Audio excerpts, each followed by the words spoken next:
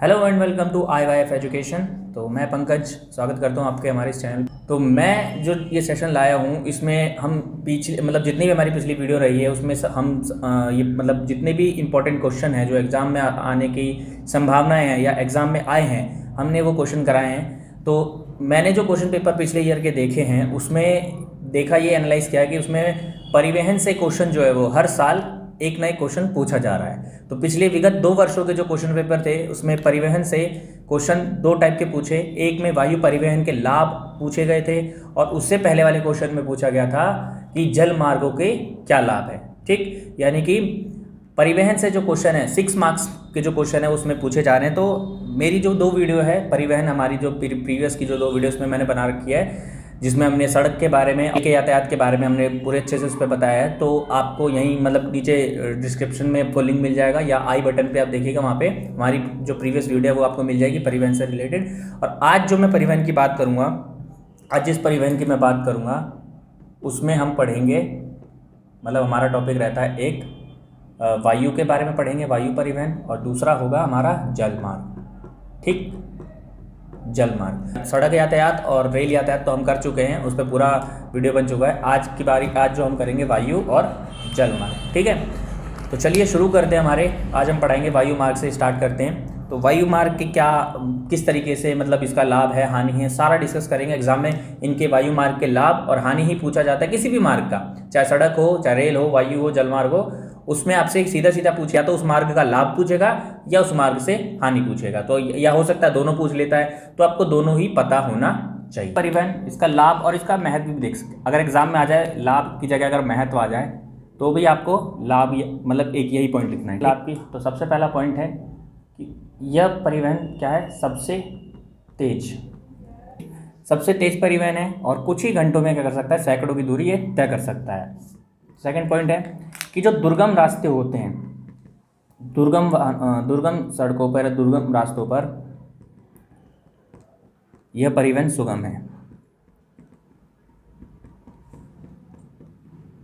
अब दुर्गम रास्ते क्या होते हैं, जैसे पर्वत है, ठीक है, नदियां हो गई या पहाड़ हो गए, ठीक, दलदली ज़मीन हो गई। तो इन सभी रास्तों पर सड़कें बनाना पॉसिबल नहीं है। तो इसीलिए इन रास्तों को क्रॉस करने के लिए, पार करने के लिए वायु परिवहन का इस्तेमाल किया जाता है। यानी कि दुर्गम रास्तों पर परिवहन, दुर्गम रास्तों के परिवहन के लिए कौन सा इस्तेमाल किया जाता है, परिवहन, वायु परिवहन। थर्ड जो है वो क्या है कि भाई इस वायु परिवहन ने क्या कर दिया, भाई पूरे देश को क्या कर दिया, एक वैश्विक ग्राम के रूप में जोड़ दिया है। वायु परिवहन ने पूरे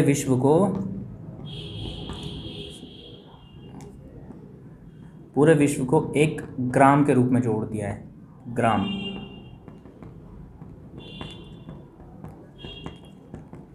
जिसे हम वैश्विक ग्राम भी कह सकते हैं। ठीक, वैश्विक ग्राम भी कहा जा सकता है। ठीक है, यानी कि इसने, वायु परिवहन ने क्या करा कि इतने दूर दराज देशों को भी एक साथ वायु परिवहन के माध्यम से कनेक्ट कर दिया, संबंध कर दिया है। ठीक, फोर्थ पॉइंट है कि भाई जो शीघ्र खराब होने वाली वस्तुएं होती हैं,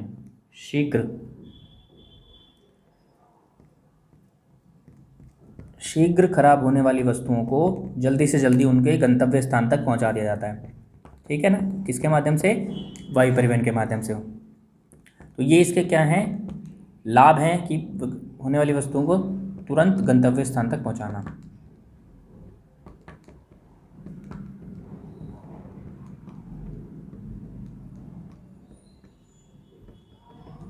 तो ये इसके 4 लाभ है कि भाई सबसे तेज है, कम समय में, कुछ ही घंटों में सैकड़ों की दूरी तय करता है। दुर्गम रास्तों पर ये क्या है, सबसे सफल साधन है। ठीक, वायु परिवहन क्या है, इसने क्या कर दिया, पूरे विश्व को एक ग्राम के रूप में जोड़ दिया है। ठीक है ना, आज हम कहीं भी अगर हमें किसी से भी कनेक्शन करना हो, संचार करना हो तो आसानी से हम कर सकते हैं। और चौथा क्या है कि भाई शीघ्र खराब होने वाली जो वस्तुएं हैं उसको आसानी से दूसरे स्थान, एक दूसरे देश में पहुँचा देता है। और इसने क्या कर रखा है भाई, एक चीज़ इसी में जो वायु परिवहन है वो महाद्वीपों को कनेक्ट करता है।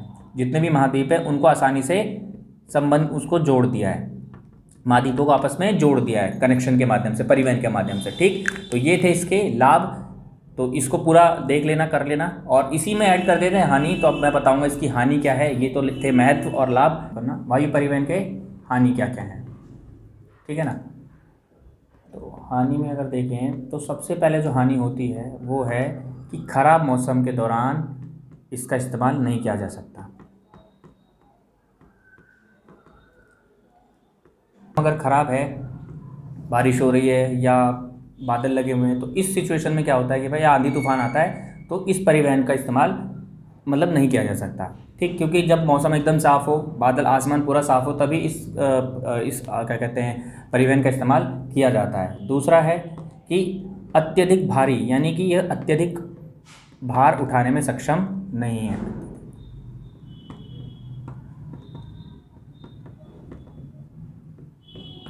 मतलब अत्यधिक भार उठाकर वहन करना इस हवाई यात्रा में या वायु परिवहन का सक्षम नहीं है। क्यों? क्योंकि अत्यधिक भार लेके जो एरोप्लेन है वो ज़्यादा देर तक आसमान में, हवा में नहीं रुक सकता। इसीलिए क्या किया जाता है, इस पर जो पैसेंजर हैं या जो यात्री हैं उनके लिए जो उनके साथ जो लगेज जाता है, जो सामान वो लेके जाते हैं, उसकी क्या कर रखे हैं उन्होंने, एक वज़न है, एक क्राइटेरिया दे रखा है कि आप इससे ज़्यादा वज़न अपने साथ कैरी नहीं कर सकते। रीज़न की अत्यधिक यही है कि भाई अगर वायुयान भारी हो जाएगा तो वो उड़ने में उसको दिक्कत हो गया, वो उड़ नहीं सकता। ठीक है ना, इसलिए ये अत्यधिक भार उठाने में सक्षम नहीं है इस वजह से। तीसरा, जो ये क्या है, अत्यधिक खर्चीला है, यानी कि इसका जो फेयर है, इसका जो किराया है वो बहुत ज़्यादा है। यानी कि जो नॉर्मल आम इंसान है वो इसमें सफ़र नहीं कर सकता। ये केवल कह सकते हैं कि एक अमीरों के लिए है। ठीक है ना, केवल अमीर वर्ग ही इस पे सफ़र कर सकता है। तो इसका भी वायु परिवहन का क्या है, ये सबसे तीसरा जो है सबसे नुकसान या हानि वाला कारक माना जा सकता है। तो पहला है, खराब मौसम में इस परिवहन का इस्तेमाल करना जानलेवा हो सकता है। अगर हम खराब मौसम में इसका इस्तेमाल करेंगे तो हमें ही नुकसान होगा। दूसरा कि अत्यधिक भार उठाने में सक्षम नहीं है, कि भाई ज़्यादा से ज़्यादा जैसे रेलगाड़ी में हम कितना भी वज़न उस पर लोड करके एक स्थान से दूसरे स्थान ले जाते हैं, लेकिन ऐसा इसमें नहीं होता। यानी कि आप इसमें कम से कम ज़्यादा मतलब वज़न को दूसरे स्थान से, एक स्थान से दूसरे स्थान ले जा सकते हो। और इसमें क्या है कि खर्चीला अधिक है, इसका टिकट जो है या जो भी आने जाने में जो भी खर्चा बैठता है वो काफ़ी अधिक खर्चा होता है। तो ये था वायु परिवहन के हानि और लाभ। जो लाभ और हानि है वायु परिवहन के, दोनों को एक साथ पूछ सकता है कि वायु परिवहन के हानि और लाभ को स्पष्ट करें या सिर्फ लाभ के बारे में बताएं, तो आपको यही पॉइंट्स लिखने हैं। तो ये था आपका वायु परिवहन से रिलेटेड क्वेश्चन। अब इसके बाद एक और है जो है जल मार्ग करेंगे। पेपर में अगला जो टॉपिक परिवहन से रिलेटेड आ रहा है वो है जल मार्ग। ठीक, जल मार्ग या जल परिवहन। अब इसका जो लाभ है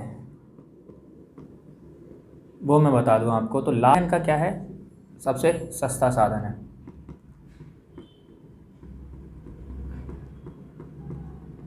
ठीक, परिवहन का सबसे सस्ता साधन कहने का मतलब है कि भाई इसमें जैसे हम सड़क की बात करें या रेल की बात करें तो उसमें क्या होता है, हमें उन सब के रखरखाव और उनकी मरम्मत करने का खर्च पड़ता है, लेकिन इसमें ऐसा कुछ नहीं है।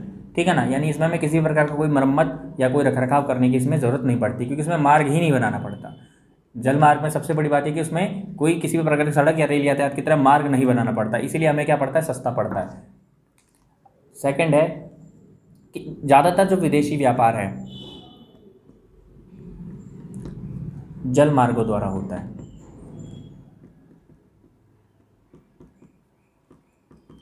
ठीक है, यानी कि जो भी हमारे विदेशों से हम व्यापार करते हैं, जो भी सामान इंपोर्ट एक्सपोर्ट करते हैं, वो हमारा इन विदेशी व्यापारों का किससे होता है, जल मार्गों के द्वारा, क्योंकि ये सबसे सस्ता और भारी सामानों को, भारी से भारी वस्तु को उठाने में भी सक्षम होता है, ले जाने में और लाने में। थर्ड है सामानों को लाने और ले जाने में सुगम।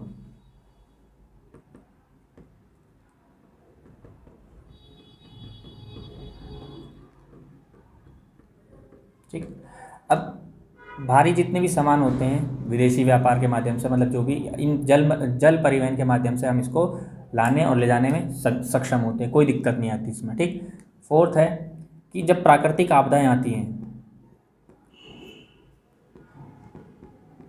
जैसे भाई तेज़ वर्षा हो गई, बाढ़ आ गई, प्राकृतिक आपदा जैसे बाढ़, ठीक है ना, अत्यधिक बारिश, जिससे क्या होता है, संपर्क टूट जाता है सड़कों से और रेल यातायातों से। इनके माध्यम से मदद पहुंचाना जब पॉसिबल नहीं हो पाता तो हम किसका इस्तेमाल करते हैं, जल मार्ग का या जल परिवहन का। ठीक है ना, जल परिवहन का इस्तेमाल करते हैं। तो इस परिस्थिति में जो वायु मार्ग है प्राकृतिक आपदाओं में भी मदद करती हैं। तो ये थे इसके लाभ कि परिवहन का सबसे सस्ता साधन है। वर्तमान प्राचीन काल से भी इसका इस्तेमाल किया जाता है। पहले भाई हवाई जहाज़, रेलगाड़ियाँ, सड़कें तो होती थी, लेकिन एक देश से दूसरे देश से संपर्क साधने के लिए परिवहन का जो सबसे सस्ता साधन था वो था जलमार्ग। जिस कैसे किया जाता था कि भाई तटों पर क्या बनाया जाता था, बंदरगाह बना दे, तटों पर बंदरगाह के माध्यम से, जिसको हम जहाँ बड़े बड़े जहाज़ जो हैं लगते हैं, ठीक है ना।